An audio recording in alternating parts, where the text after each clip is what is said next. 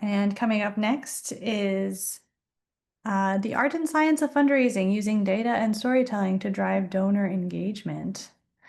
Our panel or our summit speakers for this session are Alex Fruth, the Vice President of Advancement at Breckenridge Village, and Patricia Glass, the founder and CEO at Flourish. I do want to, while we wait for them to join us, I just want to do some quick housekeeping. This webinar is being recorded. You will receive all of the recordings and the session notes and slides after the summit. So I'm going to try to send those out next week. And then yeah, please feel free to continue to participate in the chat. I have loved this engagement. You have been amazing. Everybody who's been here both days of the summit and also people who've just joined us today. We're thrilled that you're with us. And please join me in welcoming Patricia Glass and Alex Fruth. Hi, Patricia and Alex. Hi. How are you? Good. How are you? I'm sorry I joined a little bit early. Oh, that's fine. You can always stay on next time around. If you can just join and stay for the whole thing if you want. Okay. Yeah, but we're excited to start your session. I can do a quick intro. So Patricia is the founder of Flourish, which is a consulting firm that helps nonprofits thrive through strategic planning and storytelling, which are two things that we've sort of been talking about this whole time, right? These are important topics. And so, yeah, it sounds like from her work that she's done, she just brings a lot of heart and clarity to her work. So I'm excited to hear what she has to say today. And Alex is, as I had mentioned, the vice president of advancement at Breckenridge Village. So his background, from what I've learned, has been in the mental health space, youth development, food security, and IDD services. And so he also blends relationship-driven strategies with data-informed insights. So I'm really thrilled to have them here and they're sharing their expertise. So please give them a warm welcome in the chat. Hi, guys. Hi. Thank you for having us. We're super excited. We're going to be talking about the art and science of fundraising. And Alex is going to do the fun data art stuff. And I will talk more about the human connection and why it's important to merge the two. So I'll let Alex take it from here. Yeah. Sounds good. Do we need to share our presentation or something? I don't think, do you guys they have access to our slides? They see them? Oh, I can share them or you can share them, up to you. Oh, okay. I am so sorry. Let No, me. that's fine. If you'd like, I can share your slides for you. Yes, that would be so great. I'm so sorry. I didn't realize how that worked. Okay, sure. Yeah, no problem. Just give me one sec here.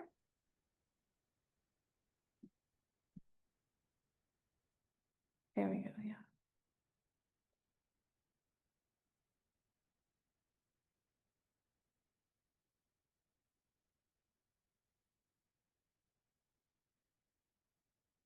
There we go. Okay. Yeah, so what we'll go over, so we're going to talk about the art and science and fundraising.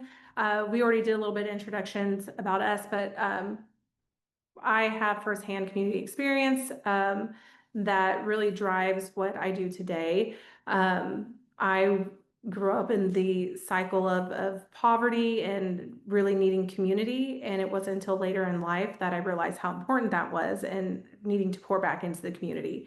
I'm also a certified nonprofit professional. I have advanced training from UT Tyler for nonprofit management.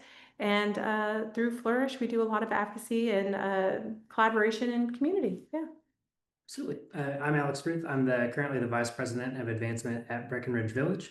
I have my master's in social work and went the macro social work route.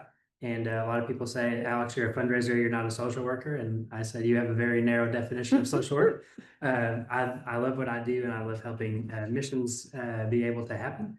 And with that, have some good examples and expertise in the having to marry data in the art.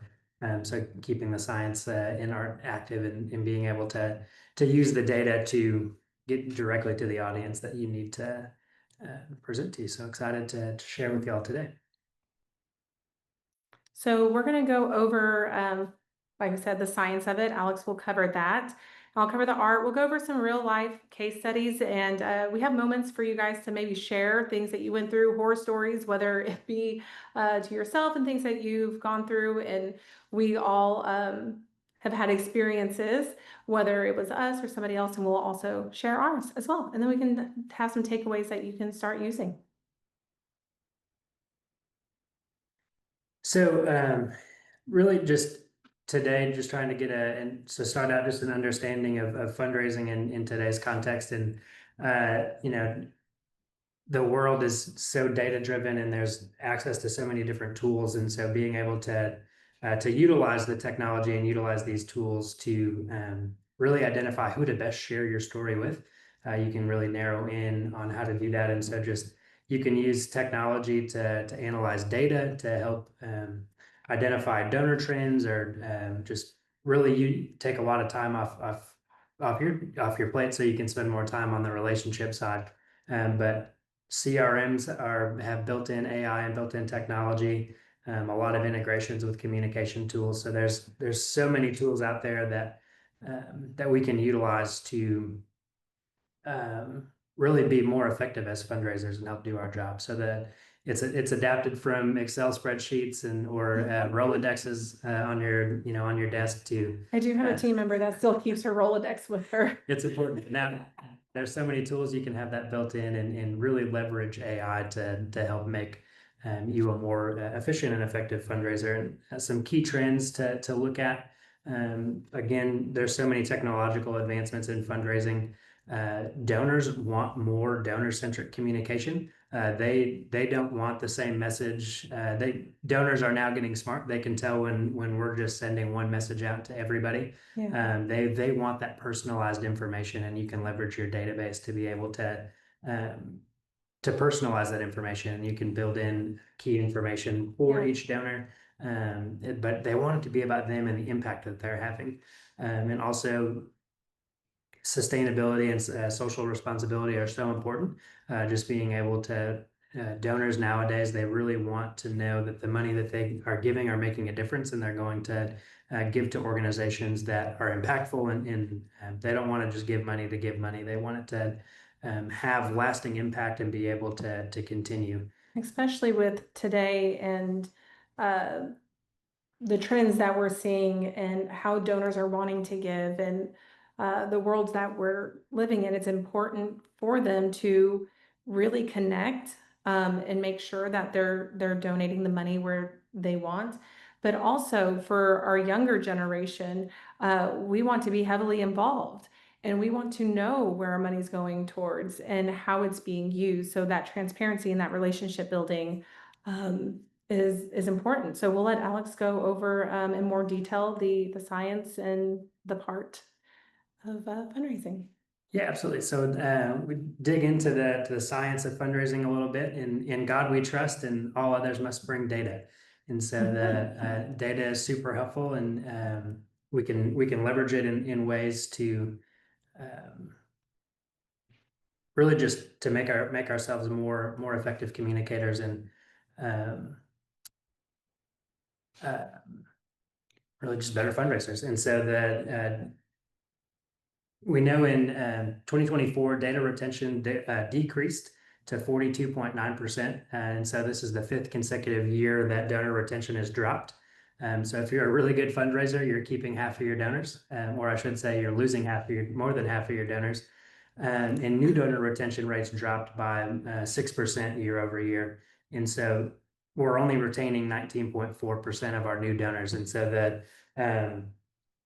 we can use this data to help really, identify how big of a problem that we face in our sector, but also we can use data to help increase some of those metrics and make it not so impactful. The new donor, it's easy, it's so much easier and more efficient to retain a donor that you acquired over the year, but we're losing 80% of our new donors, and so that's create a new donor welcome series and help them to learn about your organization, help them to learn about the impact that they are making. But it's so important to keep those new donors. And if you get them to give a second gift, they're likely to stay donors of yours for a long time. And so if we can improve our new donor retention rate, it's going to make a big difference on that overall donor retention. But to me, these metrics, every time I see them, just speak to how much donors want to know exactly what they're doing, and they want to communicate with you on an individual level, and know what you're doing. I know that oftentimes we get stuck in the cycle, and we have to make an ask, we get the gift, and we need more money, so we just continue to make asks, and we don't go back and tell them, hey, this is what you did, what we were able to do with your funds. And so some of the things I think to that we can do to help offset this with some key KPIs that we can measure to help retain those rates. It's again tracking your donor retention rate year over year. So figuring out what your retention rate is, and then being able to segment your data based on that, and really focus on the people that you need to communicate with. Also looking at your average gift size, your conversion rates, if they're coming to your website, how many people are visiting, and then how many people are actually going through and making that donation. Looking at your donor lifetime value is also a good way to help identify the overall value and the overall impact that they're having on your organization. And then I always like to track year over year revenue growth. And you can, particularly with portfolios, to see, are you working with the right people, and how has their giving changed over time. And so the data analytics, causevox has a lot of tools that you can use, and they help organizations get deeper insights into donor behaviors and figure out exactly how people want to be communicated with, what information speaks to them directly, and how you can tailor that and continue to expand on that. Again, some more KPIs. I always like to say you can't fix what you don't measure.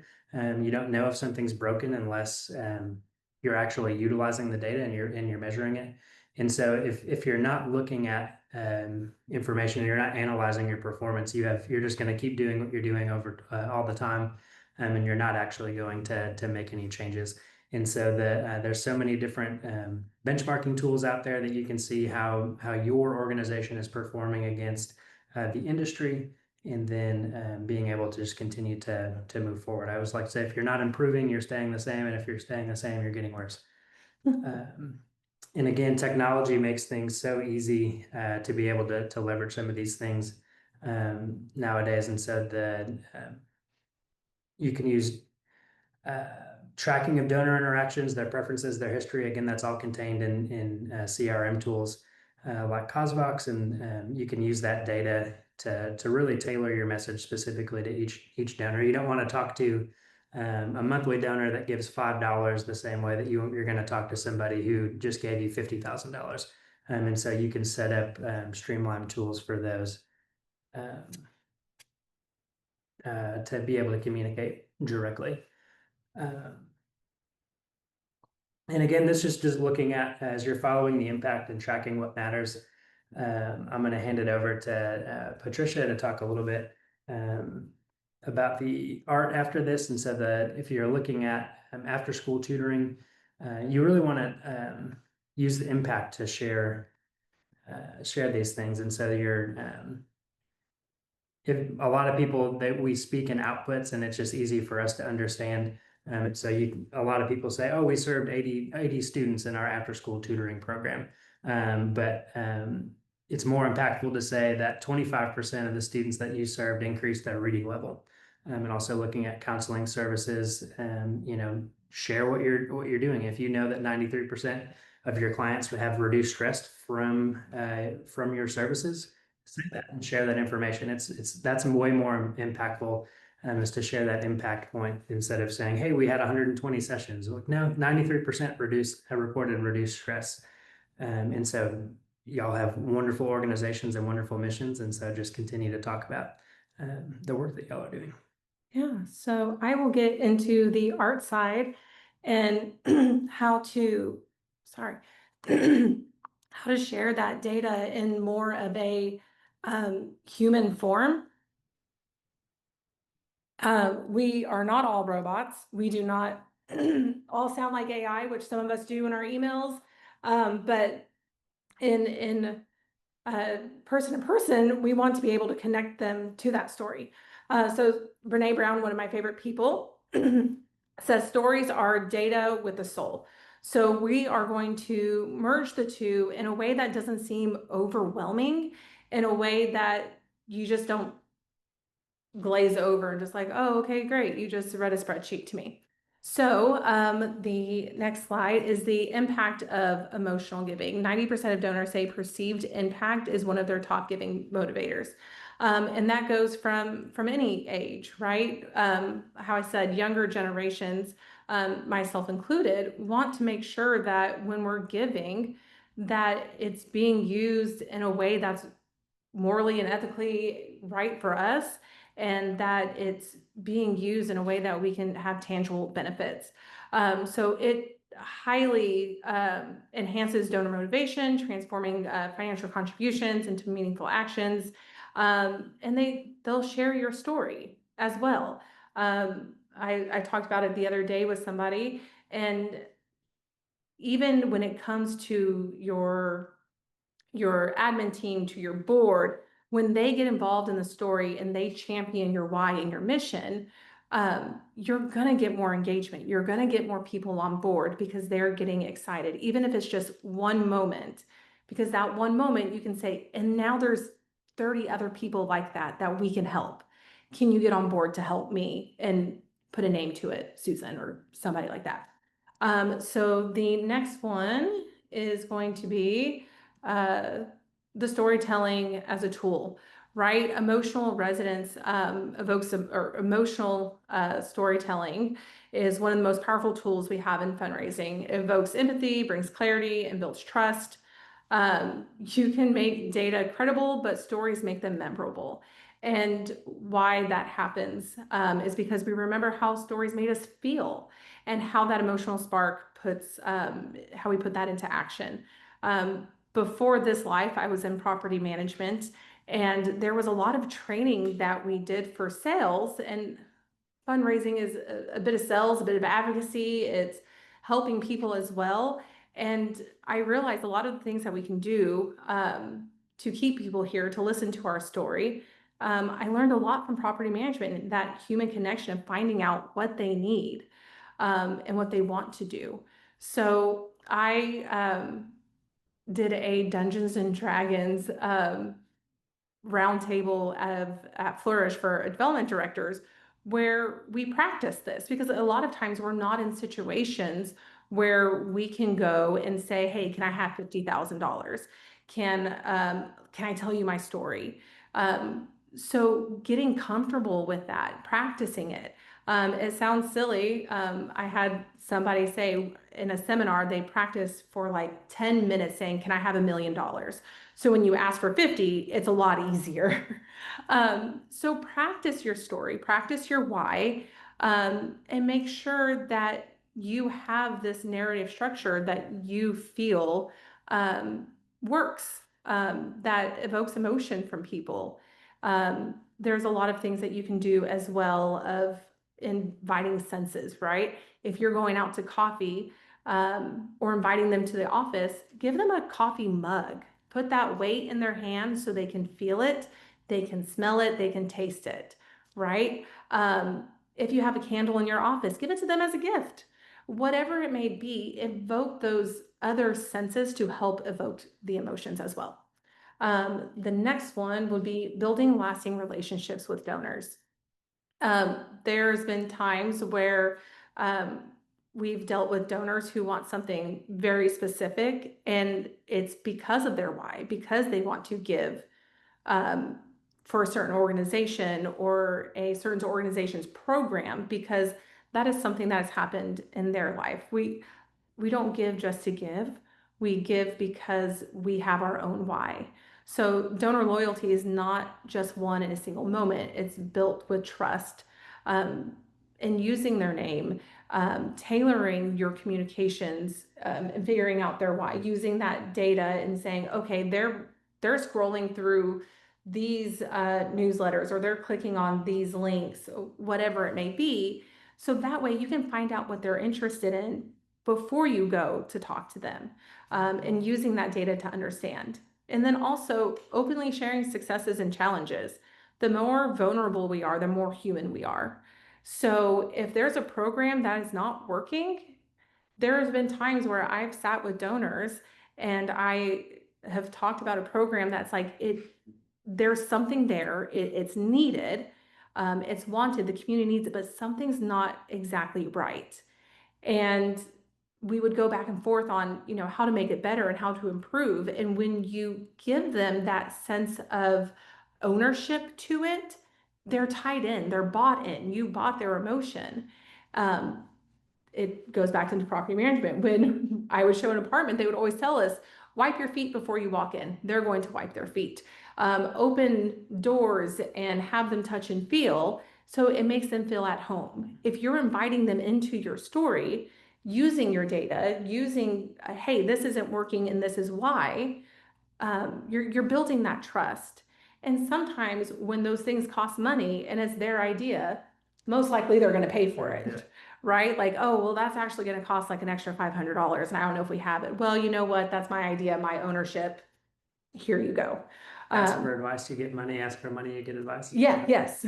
I didn't realize that was the saying. That was actually really good. Yes. I love your the coffee cup story that you tell with this. Yeah, no, when you have, they can't leave, right? They're going to drink their coffee. So you have them trapped for a little bit to get more advice, because they're not going to leave an empty or a full coffee cup.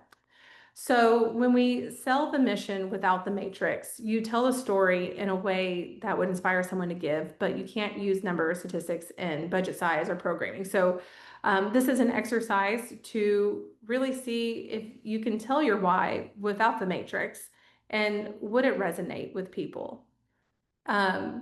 If you talk about a new exhibit that you want at a museum for kids, and they really like the oil rigs, it's fun. Okay, but why? Why are they interested in it? What importance does it bring for us, Tyler, Texas? That is important. That is a big employer in our area. Energy and all that. It's important and it's hands-on learning. So if you can't tell the why and the numbers behind it, it makes it a little bit harder for people to understand. So that's just a tool that I would recommend trying and seeing what you can do, and how different it sounds when you're not able to add that. So merging the art and the science. This is where it all comes together. You don't have to choose between one or the other, a heartfelt story or smart metrics or effective ways to weave them all together, right? Because, and I'm a nerd and a Taylor Swift, so we brought up Dungeons and Dragons and we're going to bring up Taylor Swift. When she went through her, the discography and everything being stolen from her and all that stuff, she brought us into that story. We got the buy-in. We paid money to go to her GoFundMe to get her masters back, right? She brought us into that story while also using the data behind it of, hey, if I leave this Easter egg, or if I drop it on this date, or I do this merch, we're getting them back into my story and we're telling my why and using that personalization through them. So I think it works. And I think that the science is really important for me. Is you're getting to the right audience. Like your story is so important, but you don't want to share it to an audience that doesn't care about what you're trying to say. And so as you use the data and the science to really narrow in your scope of who you're looking at, you can share your story with someone that's going to resonate with it. And so it's not separate tools, but they're it's step one and step two in order to make your story have the most impact and be able to hit the right people. The the for-profit companies have been doing this for years. Like Netflix is showing me movies that I want to watch, and it knows what I care about. And I think that that's something that in the nonprofit sector we're lagging behind in a little bit. And so if you're collecting that data and storing it and being able to use it, you're going to be able to really speak directly to the audience that you want it to have. And so as we're kind of moving forward, you can use your narrative and your analytics, and again, target your messages to the audience that you want to share it to, and you can use the data that you have to personalize it, so they're getting the information that they care about and that they want to know.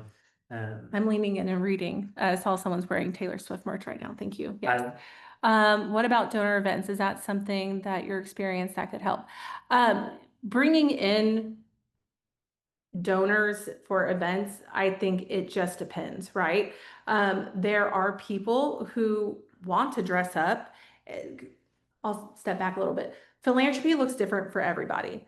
Philanthropy could be volunteering. It could be a volunteering event and you're grabbing new donors that way. It's a form of philanthropy. Some people can't afford to give, and depending what age range that you're trying to reach and the donor information that you have, people our age, the millennials, we don't give as much. We have kids, we have bills, we have schools, our kids have therapies, all that. I can't give as much as somebody who's an empty nester. How are you going to engage me? I also don't have money to go to a $150 event and pay for hair and makeup and all the fun things that come with it. You're not going to get me as a donor, but you might get somebody else. So look at the data and the information and see if that is worth where your donors are. If you're going to put on a $60,000 event and your target age range or more of your donors are you're not going to get $60,000 back. I brought up the Children's Museum because I was on the board of one. I also worked there and had a slumber party there when I was a kid. So I absolutely love the children, or the Discovery Science place here in Tyler, Texas. But they have two events. They have casino night, which is going to be this weekend. And they also have booze and bourbon. And it's a Halloween dress up, come play at the museum, come drink a little bit. They have a very small silent auction. It is nothing that is huge. So it's affordable, but you're getting hands-on experience from young people where their kids go and they're having that buy-in. So it just depends on who you're trying to reach and how you're trying to reach them, and that data from causevox and your CRMs and how you utilize that data will help, and you can tell that story through your event. I think you can also, for events too, if you can use if you know who's coming to your event, you can use data that's available to get silent auction items. Like you can target your audience. Like I know Patricia loves Taylor Swift. I'm going to try to get an album. I did. I bought a guitar from Michelle, my team member, before she joined. That's how I knew she was good. They have the Art of Chocolate, and she invited me to an event. And I was like, no, I don't really want to go. And she's like, I have a signed Taylor Swift. And all night, she's like, did you bid on it? And it wasn't until the end of the night, I'm like, okay, I'm going to bid on it. And I won it. And I have it. So she knew how to get me there, right? And that's why she's on my team. And so there's lots of resources available where you can use the data that you have and who's attending your event, and then you can get specific items. Like if you know that there's a lot of people who hunt and fish, you can get hunting and fishing related items, or love sporting events. You can get sports memorabilia, but just use what you have that's available to you. And we have we have a case study after this. That's actually one of, from me, a personal experience for me, that I think that helps when you ask certain questions, how you can get this information out of them. But you can go over your For sure. Yeah. Just a few case studies of successful fundraising campaigns using data and science together. I had a conversation with one of the parents of our residents at Breckenridge Village, and was just having conversations with them, learning about what they wanted to do, what they were passionate about. He learned about him, and then a couple of weeks later, we were at an event, and I took a picture of their son with a bright smile on his face at the night to shine, and I sent it back to him. And a couple of weeks later, he texted me back and said how much he appreciated the picture, that they weren't able to make it, and then he wanted to come and meet with me a couple of weeks later. And as we continued to talk and we were talking about the direction of where our organization is going, he told me that they decided that they put our organization into their estate plan.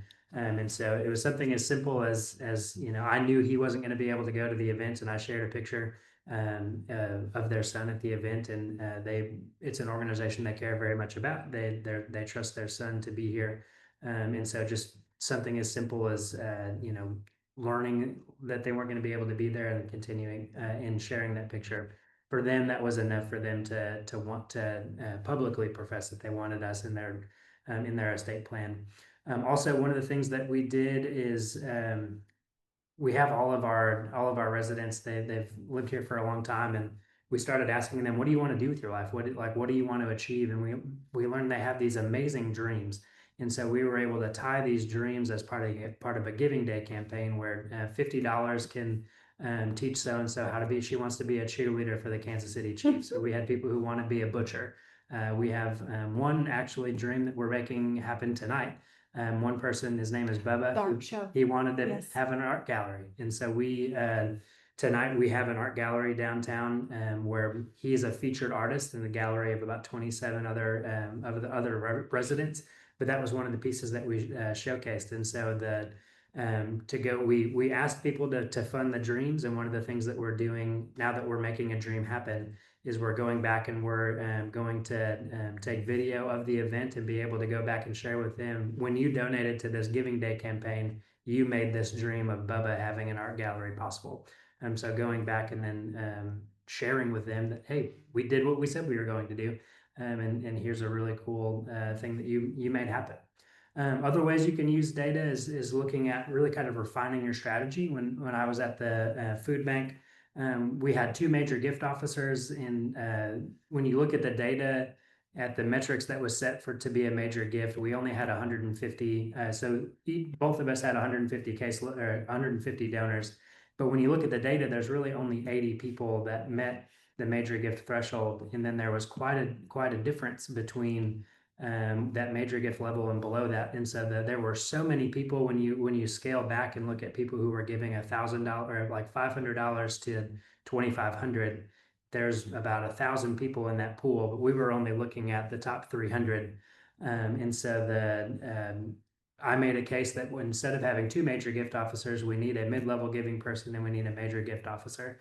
And they implemented that strategy after I left, but I did hear back from the CEO that position funded itself in about 2 months. And so just seeing the data that there were more people that were not paying attention to that needed that personalized attention, it made an impact right away. So that yeah. So the next example is mine. I know we have only a few minutes left, so I will go kind of quickly through it. But this one actually was mine. In 2016, my first son passed away. And when you go through that, you're always looking for ways to honor them, right? Last year, I got an email from a local organization here that was like, hey, we're starting a monthly giving campaign. This person's child passed away and they want to have a legacy. Well, immediately right there, right? I understood where that person was coming from and how important it is to have your child's legacy live on when they're not here. So, and at the bottom it was like, if you want more information, reply to this. So I replied to it, immediately got an answer, right? And invited me to go tour their facility. So I toured their facility. They brought me in. They showed me how they're changing kids' lives and why they're changing it, and really got me involved in their artwork. And this is, before therapy, their artwork, and this is after. Like, they had it lined out. So when you tour, you see their work before and after. It was really neat. And then after that, their development director followed up with me and asked me for coffee, and never made an ask. Absolutely never made an ask.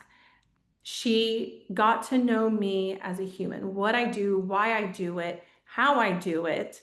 about my kids and my family and where we go to school and how we travel and how do we, my son's name is Maxwell, how do we honor Maxwell, right? And so I told her, and I told him all about it because she asked, and I felt seen and heard, and I had a coffee mug in my hand, so I couldn't leave, right?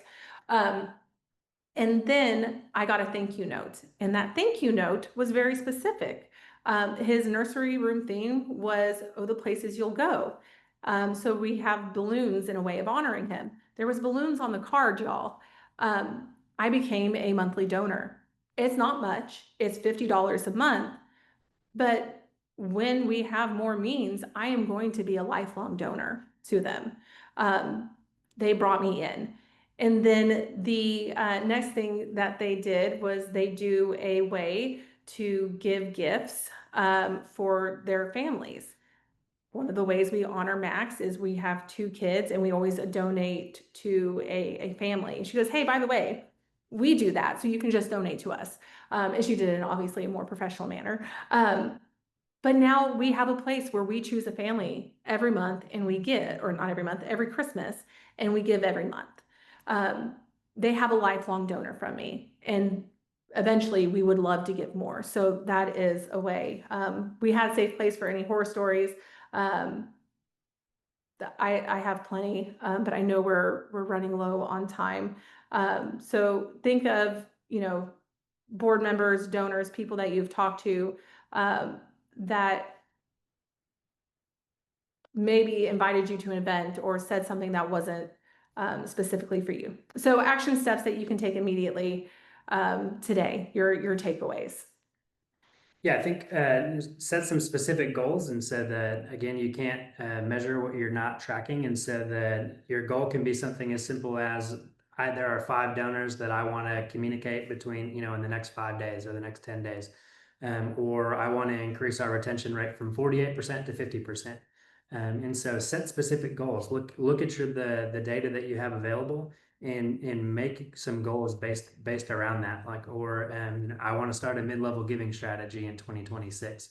And so looking at what you need to do that. Even for your events, if there is, I know there was a couple mentions about events, if there was an event that you could do on a smaller scale, instead of spending $60,000, if there is a way that it's okay for you to fail, that you might get some learning lessons from and get data from, put it on. It could be, you already have someone to sponsor it. See how many people you got, how many engagements you might get from it. Yeah.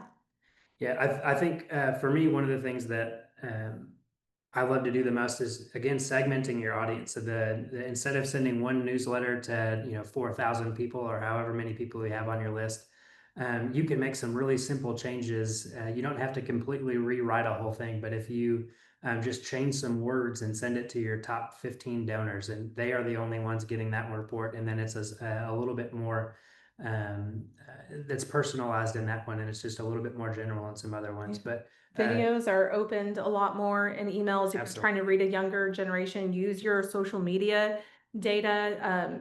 You only have a few seconds to grab somebody. So use captions. Check, that's a place where you can see if you fail or not. You post a video that has captions, post a video that doesn't, see what gets more pictures versus no pictures, things like that. Yeah, and I think too, I always like to write all of my donors a thank you note, particularly as I'm starting out, writing them a note, sending them a phone call, sending them an email, I always like to record a video and say, hey, this is the weird guy that's been reaching out to you over the last 6 months. I just wanted to put a face to a name. And as soon as I started doing that, there's more people like, oh, this is actually a human. This is somebody that exists. One of the things that I did at Breckenridge Village is I had sent a letter and I included a picture of my family. And just said that as I'm introducing myself, just getting them to see who I am and a little bit more about what I'm about. But again, you never know what type of what avenue or what medium someone wants to be communicated with, and then once you know that, track that and just use that message. Don't call somebody when they want a letter.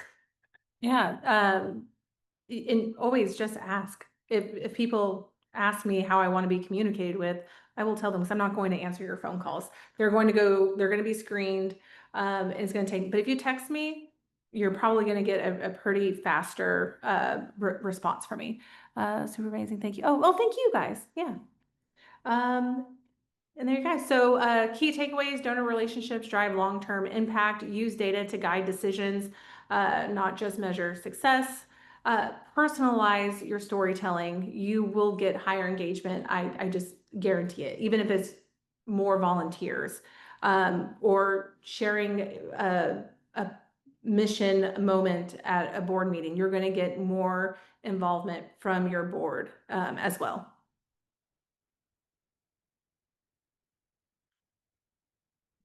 Here we go. And that's it. We thank you guys for having us, and I don't see anything else in the chat. If you guys have any questions, let us know. Thank you so much, Patricia and Alex. Patricia, I'm sorry for your loss. Thank you. I'm curious, how has that impacted who you are today? Oh gosh, yeah, it really has. I talked about how I grew up in the cycle of poverty and abuse and addiction, and we relied a lot on community support. Um, the food bank probably fed me. The backpacks that you guys donated, that was probably me. When I was a child, I did not understand in any way, shape, or form, right? You don't get it. And when that happened, it was 8 years ago, and GoFundMe's were started, and meal trains, and I would be out walking my dog, and people would hand me money. I'm like, you and your husband just go out. Just have a moment. And I was in property management. These were people I was evicting. These were people that I would send notifications to: you're being too loud, lease violations, right? I realized that this wasn't for me. This wasn't who I am. It wasn't how I was raised, and not what I wanted to be anymore. And not that I was a bad person in any way, shape, or form. I just think when you get in that corporate mindset and the lease is a lease, and I'm sorry, there's nothing I can do about it, you're doing your job. And it took me out of that and made me realize that I don't want to be this. So I started a nonprofit, started different groups, and got into nonprofits. But what I love most about what I do now is we really rely on that human connection, bringing community and collaboration together. So the more we collaborate, the more we work together, the bigger impact we're going to have. And so that's why the company's name is Flourish, but that is my DBA. The company's name is really Make Everything Really Great, which is Maxwell Edward Ray Glass. So Flourish is my son's legacy, and his fingerprint, his impact is on everybody that we serve. And long after your organizations go away, or the person that you helped or the board is gone, my son's fingerprints will be on little girls who grow up to be like me, or little boys who grow up to be anything they want. So that's how it shaped me. Wow. And the organization. That's such an incredible story, a powerful story. Thank you yeah, as Rosa said, for sharing with vulnerability today. A very compelling story. And where did I hear recently that like each person is given the life that they can that they're meant for, essentially, or that they can handle, or something to that effect. Like, oh, I was meant for this because I'm the best person for it, essentially. And I think the way that you've transformed and created Flourish as a legacy is just incredible. So I spoke, I was at a luncheon yesterday where my friend Consuela Moore was speaking, and she's an Olympian, and she's a world champion leader, world champion holder for powerlifting. And she's like, I do it with my long hair, I do it with my eyelashes, and I do it with my nails. Because there was one time there was a little girl that was sitting in front of me. She goes, my purpose wasn't to lift the heaviest things possible. My purpose was to inspire that little girl that was sitting in front of me. So your purpose, what you do isn't always your purpose. It's who you're affecting that may happen to. So thank you. Yeah. Mm-hmm. Yeah. Does anyone have questions on that? Anything that Alex or Patricia has said regarding your own fundraising or how you'll implement their strategies in your own work? We have about 6 minutes left, so plenty of time. I was going through things quickly because I thought we didn't have that much time left. I'm trying to think of any other strategies that we could think of. I mean, I mean, storytelling, right? That you guys had that emotional impact, and you guys, I see the thank you, Max. Thank you for sharing your story, your vulnerability. The more you're vulnerable, like I said, when you're going through something at your organization where it might not seem like it's working out, getting them involved. Oh, okay. So we did do this presentation a few weeks ago at an AFP conference.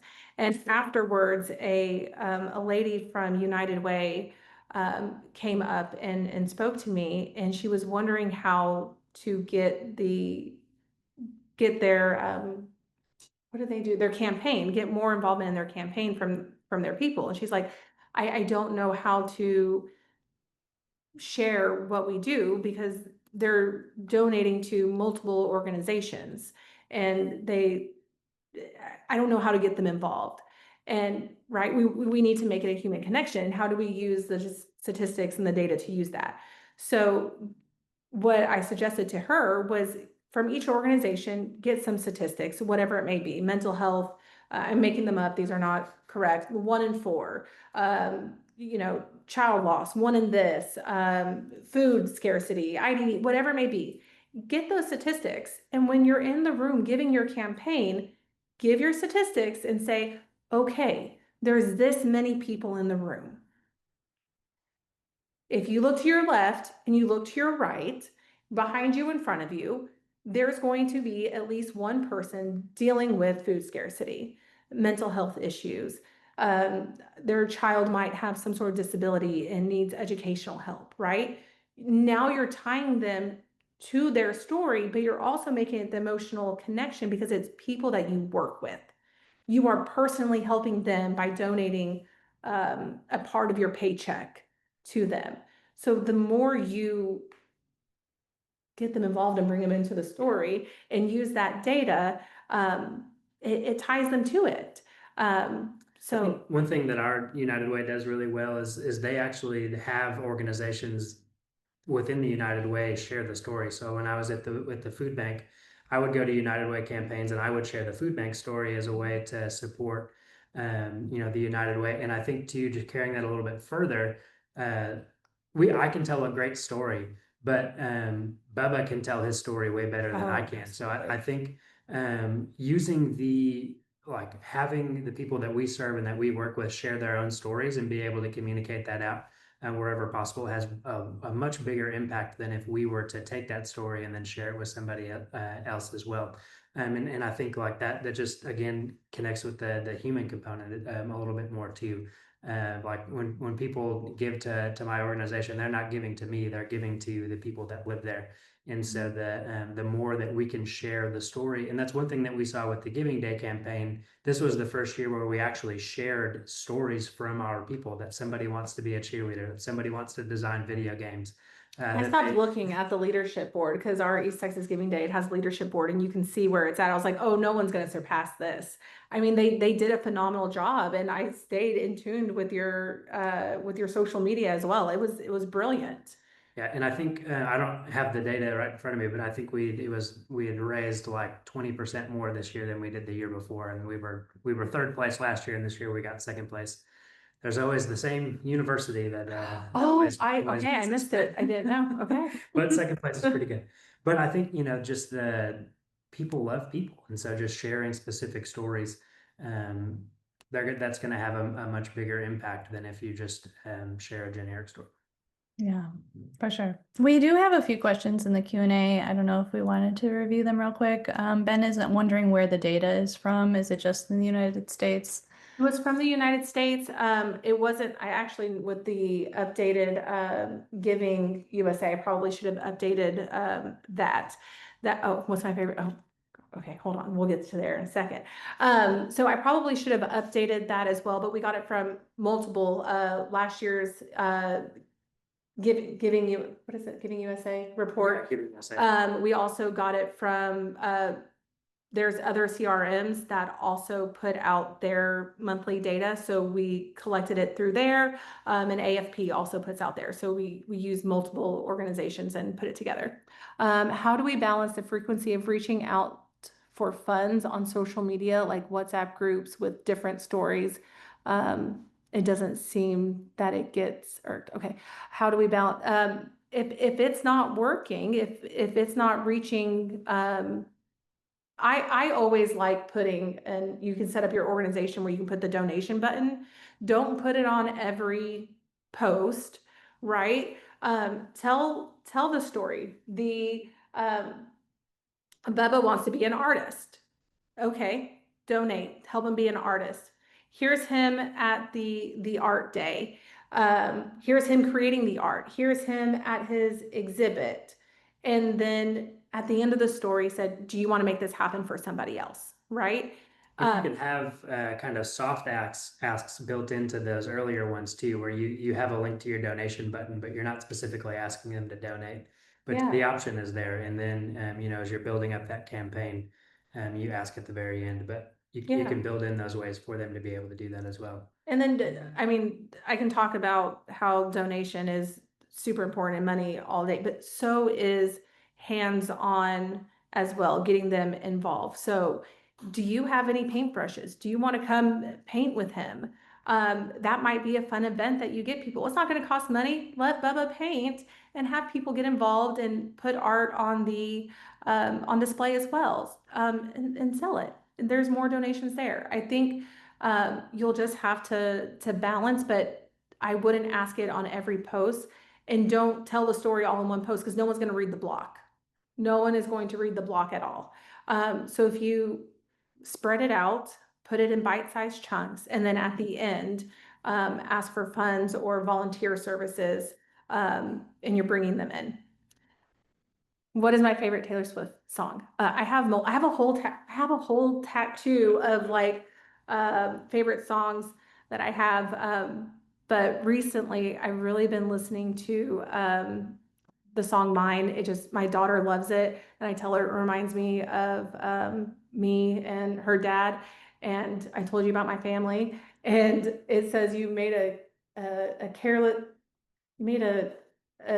man's careful daughter.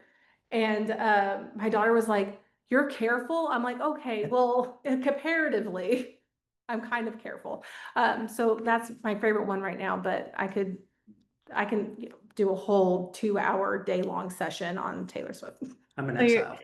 So you're a rebel. Oh, I didn't know. I didn't even know you knew a song from Taylor I Swift. know several.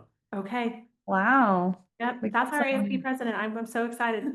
I me for 4 more years. I'm glad to know we have some Swifties in the house, or at Yeah. least one. 1.5. Yeah, 1.5. 1.5. My wife is the Swiftie, but I enjoy it as well. Yep. Nice. Well, yeah, thank you so much for joining us today. If folks who are still on would like to contact our speakers, let me put their information in the chat. One more page, yeah. And any questions that you guys have, let us know. We'd love to help you. And I do run a business, but I also just love brainstorming. So if you just need to brainstorm or ask, collaborate, I love that. So you can just call me and I can collaborate and answer questions and work something out there. Sometimes you just need somebody to talk to. Absolutely. Well, thank you so much. And everybody put your love in the chat for Alex and Patricia. Thank you again so much for joining us.